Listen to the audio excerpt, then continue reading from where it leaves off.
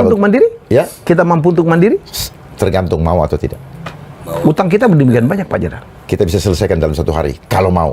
Yang benar. Serius. Anda kan bukan ahli ekonomi. Kan berarti saya ahli karena saya tidak sekolah. Tapi saya boleh belajar.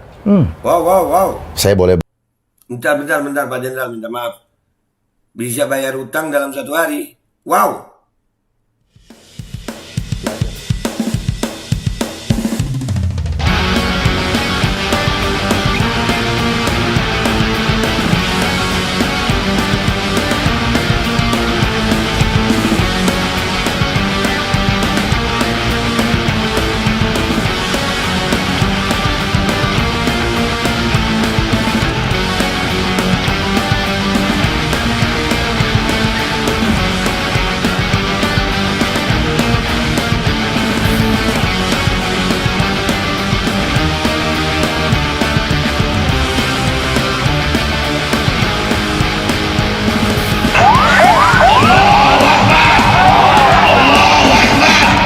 Bismillahirrahmanirrahim guys, sekarang ada babe rolen, babe roti molen. Roti ini dibuat yang pasti rasanya enak ya, ada 3 rasa. Nih, ada pisang keju, ada tape keju, ada pisang coklat. Ini dibuat tanpa bahan pengawet dan melayani pesanan-pesanan kalian yang seputaran Jabodetabek, bisa buat nemenin ngopi, buat acara-acara boleh. Dan ini karena gue paling suka pisang keju. Ini gua dulu yang nyoba nih. Nih dia tuh kayak crunchy gitu depannya itu. No.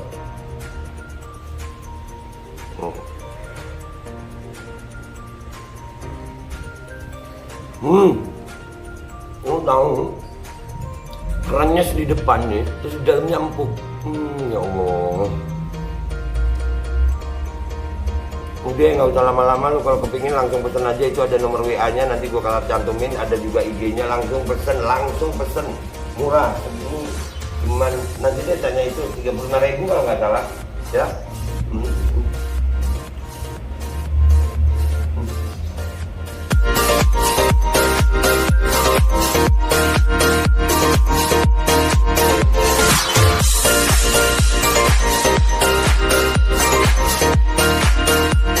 Assalamualaikum warahmatullahi wabarakatuh. Welcome back, selamat datang lagi di channel Babe Aldo bersama gua Babe Aldo, YouTuber receh. Tetap selamat, tetap sehat, dan jangan lupa ngopi. Bismillahirrahmanirrahim.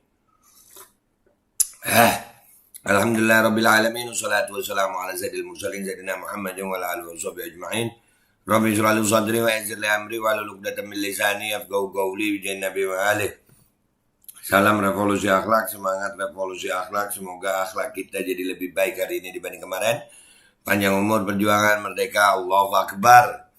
Salam sejahtera bagi seluruh rakyat Indonesia dimanapun kalian berada. Semoga kalian semuanya dalam keadaan sehat walafiat, tidak kurang suatu apapun.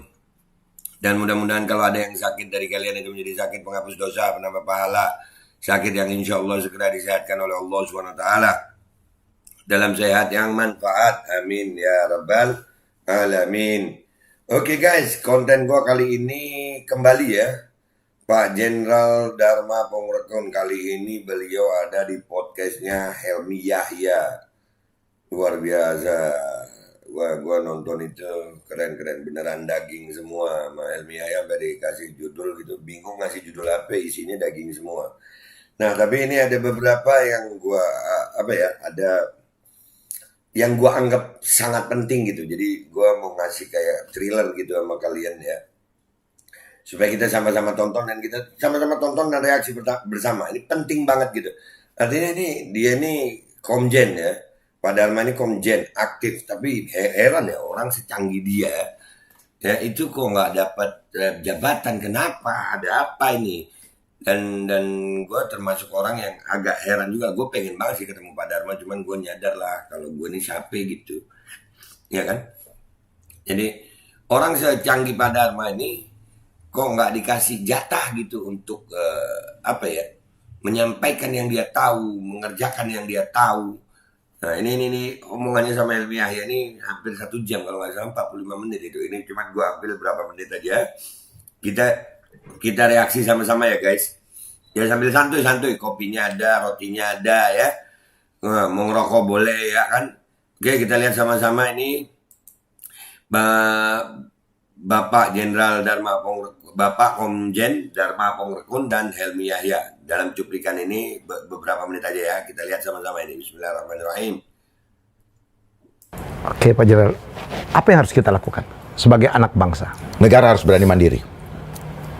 Nggak ada pilihan. Negara harus berani mandiri. Harus berani mandiri. Dan kita punya konsepnya. Negara harus berani mandiri. Iyalah, negara sebesar Indonesia masa nggak berani mandiri? Masih tergantung sama luar aja. Itu dipuji-puji luar di G20, ya. Bisa Untuk mandiri? Ya, Kita mampu untuk mandiri? tergantung mau atau tidak. Utang kita demikian banyak Pak Jenderal. Kita bisa selesaikan dalam 1 hari, kalau mau. Yang benar. Serius. Anda kan bukan ahli ekonomi. Kan berarti saya ahli karena saya tidak sekolah. Tapi saya boleh belajar. Wow. Saya boleh Bentar Pak Jenderal, minta maaf. Bisa bayar utang dalam 1 hari. Wow. belajar bagaimana triknya. Dan ternyata Ya, kita bisa selesaikan hanya dalam 1 hari. caranya? Caranya? Ya. Nanti saya akan buka. Ini orang keren nih. Dia ngomong ini dengan keyakinan penuh gitu. Dengan 1 hari. Ini buat orang-orang yang mau menguji beliau, yang punya kapasitas untuk menguji beliau, ayo. Wah, keren loh ini. 1 hari. Beliau nggak mau ngasih tahu sekarang, pasti punya alasan. Ya kan? Nanti saya kasih bocoran dong sama beliau-beliau yang sekarang lagi nyapres. Gitu. Oke. Jadi kita berharap beliau-beliau yang sekarang lagi aktif Nyapres. mencitrakan diri supaya dipilih. Ya. Tolong perhatikan rakyat. Jangan rakyat dibuat menderita. Buat apa nyapres jadi terpilih tapi bikin susah. Ya, setuju saya. Ya, Saya pun Nih, dia ngomongnya sama yakin loh. Dia ngomongnya sama yakin. Sangat yakin. Pede gitu. Artinya apa yang dia sampaikan itu, gue rasa dia berani mempertanggungjawabkan. Ini bukan pembicaraan rahasia. Ini di podcast Bang Helmi Yahya, bukan sembarangan. Lanjut. Keren ya? udah mulai Pak Jenderal.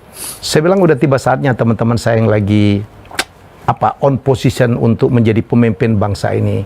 Kita tunggu program lu tuh apa? Visi misimu apa? Iya. Benar. Apa yang kau punya modalmu untuk memperbaiki negeri ini? Jangan cuma tebar-tebar pesona. Nah, Ya Adu kan? konsep Adu konsep harus. dan gitu. konsep genuine. Oh ya, ya minimal kalaupun tidak genuine amat, tetapi terbukti atau kita punya harapan untuk perbaikan ke depan. Iya. Negeri ini kan membutuhkan ini. Kita sedang tidak baik-baik saja, betul? 1000%. Bukan 100, 1000%. Ya. nih, kalau gue sih ngelihatnya dari yang ada sekarang semuanya. Gue nggak mau menilai calonnya ya, enggak. Tapi dari pendukungnya justru itu. Gue ngelihatnya dari para pendukungnya gitu. Iya, konsep-konsep ini yang apa ya? Kita pengen, kan ada nih ya dalam perpolitikan itu ada blok Amerika lah, ada blok Cina lah, blok Indonesia mana? Nih mungkin Pak Dharma Pongrekun ini bisa jadi sosok yang benar ada untuk blok Indonesia gitu. Dia nggak berkiblat kepada Cina, dia nggak berkiblat kepada Amerika gitu. Dia punya konsep sendiri gitu untuk Indonesia. Dan kebetulan kan dia dari timur Indonesia ya kan. Lanjut. Karena memang kita akan dibuat tidak baik-baik saja. By Gas. design lagi. By design. Lebih baik kita bicara padanya daripada nanti besok dipanggil Tuhan, kita belum sempat sampaikan dosa, Pak. Nah, Gitu. Ini loh dia nih. Beliau ini berbeda keimanan dengan gue ya. Beliau ini agamanya Kristen. Ya tapi dia selalu membicarakan, kalau gue perhatiin beliau ini ngomong tentang apapun itu selalu dengan keimanan gitu. Sama kayak Kamarudin Simanjuntak. Dia juga punya keimanan gitu. Dan dia berbuat karena keimanannya. Dia takut Tuhan. Dia takut aturan Tuhan gitu. Yang menurut dia ya, menurut beliau ini punya Tuhan. Ya begitu, dia masih punya Tuhan. Itu penting itu guys. Makanya Indonesia itu ketuhanan yang Maha Esa. Pak Jenderal bersedia ya kalau ada calon pemimpin yang akan mencalonkan diri untuk konsultasi atau untuk diskusi lah. Diskusi. Silakan. Dan saya pun lagi menyiapkan satu program Pak Jar. Saya akan ngundang siapapun yang merasa punya mandat atau punya niat untuk memimpin Republik. Ayo, Punya hati. punya hati apalagi ya. Punya Ayo hati, betul. tampil di acara saya one on one dengan saya. Rakyat menunggu ya apa programmu, apa visi misimu, dan punya konsep apa untuk memperbaiki negeri ini. Selesaikan hutang dalam 1 hari, membangun negara tanpa hutang. Membangun negara tanpa hutang. Oh, Iya, kita punya Kita punya resources. punya resource, punya ikan, punya ya Allah. Dan seperti tadi kita ngomong sebelum acara, bahwa Indonesia, harta Indonesia yang membuat Federal Reserve ada sampai sekarang. Dimulai dari VOC. Ya, Ada hubungannya? sangat ada hubungannya. VOC adalah Perusahaan swasta, perusahaan swasta TBK pertama di dunia. Perusahaan listing pertama Listing pertama. setelah mengeruk Indonesia. Setelah mengurus Indonesia, karena booming ekonomi di sana, dia listing. Pertama kali. Karena dia kan punya, apa namanya, punya pengadilan yuridis, apa segala macam, mereka bikin sendiri. Apa hubungannya dengan FDR? Hubungannya dengan Federal Reserve? Ya kan awal mulanya dari VOC. VOC kan markasnya, terus kemudian di Inggris, ketika William of Orange, itu kan dia, William van Oranje. ya, Ya. dia adalah Raja Inggris. Ya. Terus kemudian dia mengadopsi, meniru konsep Belanda, yaitu dari Wisselbank of Amsterdam, untuk bagaimana cara mengelola bank. Dia menyontoh persis dari Belanda. Habis itu ke Amerika. Ya, jadi memang Indonesia ini diperebutkan negara asing. Negara asing itu pengen Indonesia punya pemimpin yang bisa disetir. Supaya resources Indonesia, sumber-sumber alam Indonesia, bisa untuk ngidupin mereka. Jadi mereka perlu pemimpin yang bisa disetir. Boneka. Begitu orang-orang luar itu kayaknya ya. Lanjut. Bener nih. Dan ternyata memang harta Indonesia itu di Papua itu tambang emas tuh. Itu ngidupin itu. Duh, bener Pak Jenderal, bener. Nah, yang begini makanya pantas gak dikasih jatah ya. Yang begini pantas gak dikasih jatah jabatan. Karena apa? Mikirin rakyat. Oke, saya belum 1602 VOC, 1609 itu terbentuknya Wisselbank. Makanya kenapa ada vessel post di sini. Oh, dari situ. Iya kan, saya kan bodoh-bodoh Pak, suka curious nih, kenapa bahasanya begini ya, Bu? Nggak ada di bahasa Indonesia. Iya, Wessel. Wisselbank of Dulu kita waktu kuliah tergantung Wessel hidupnya. Wessel, betul. Ternyata itu konsep mereka, dan itu diadopsi oleh seluruh bank. Oh, Ya, kan Federal Reserve kan 1913 tuh. Dia adalah bank sentral ketiga di Amerika. Setelah sebelumnya First Bank of US,